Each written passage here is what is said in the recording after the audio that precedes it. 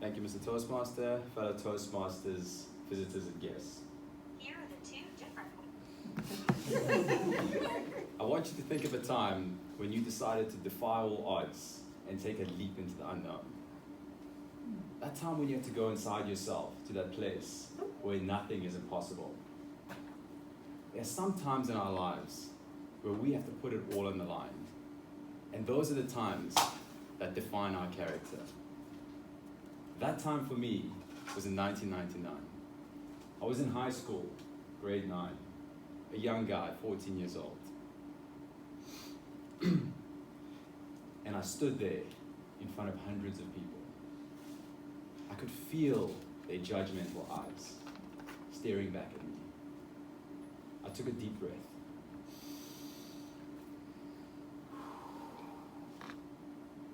This was my moment. This was my moment that would carve my identity.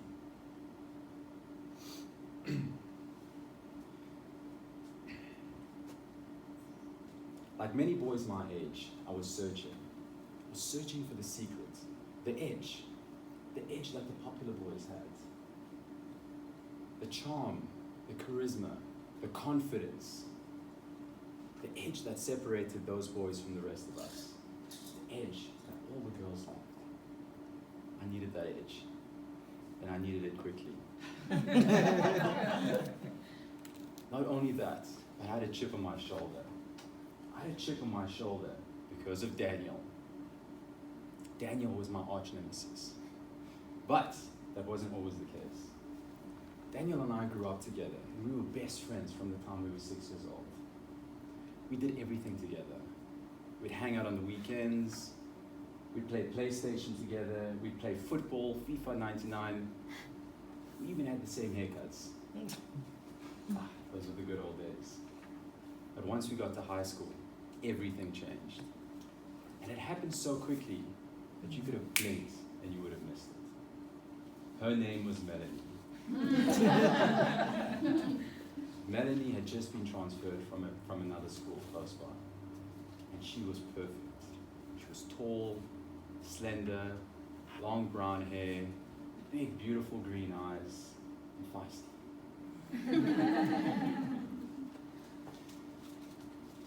Melanie was dropped off at school while Daniel and I were standing outside the school.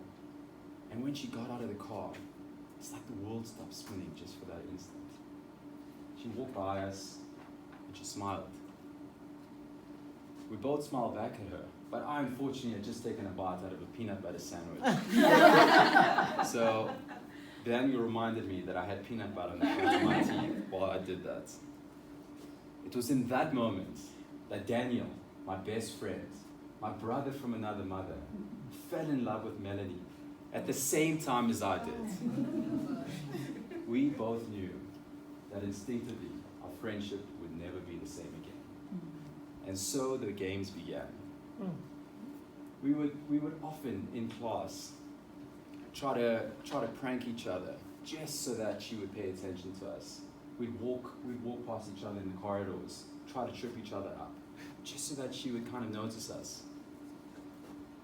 What we didn't realize in our young and naive ways was that Melanie was not looking for the class clown. You see, Melanie was a refined lady. Melanie liked the theater. She liked the theater and she liked to act. So one day, the headmaster got up on stage and he announced, as he normally did on a Monday morning at the school assembly, that they were looking for actors in a school play.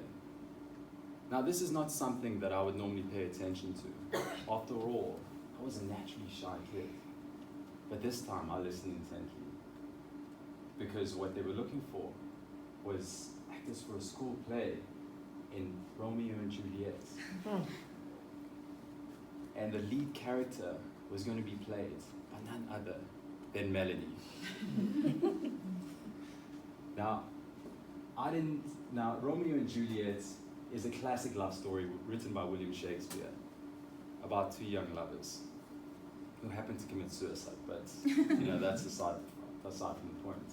But at that stage, at 14 years old, I didn't know the difference between, I didn't know what's about Romeo and Juliet. I didn't know about acting. All I knew was that I needed to be in that school play. I could picture myself on the stage acting with the love of my life, Melanie. But unfortunately, in order for us to be selected, we had to go through trials. And I knew what I was going to do was I was going to put all the effort in just so that I could be selected. Unfortunately for me, Daniel was thinking about the exact same thing. So I did what I knew best. I practiced, and I practiced, and I practiced. And I told no one about the numerous hours that was going into my practice routine, lest it gets back to Daniel.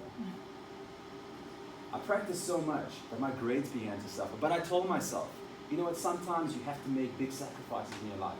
And if that meant that my grades are going to drop from a C to a D in maths, well then so be it. I'm willing to make that sacrifice.